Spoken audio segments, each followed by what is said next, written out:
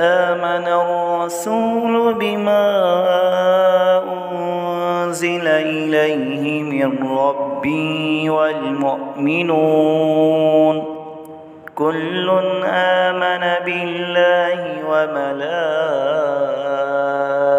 وملائكته وكتبه ورسله لا نفرق بين أحد من رسله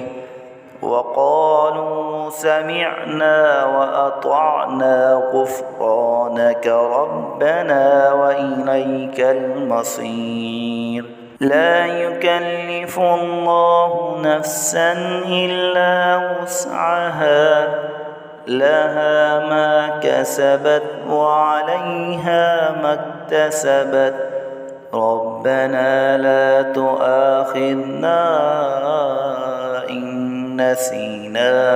أو أخطأنا ربنا ولا تحمل علينا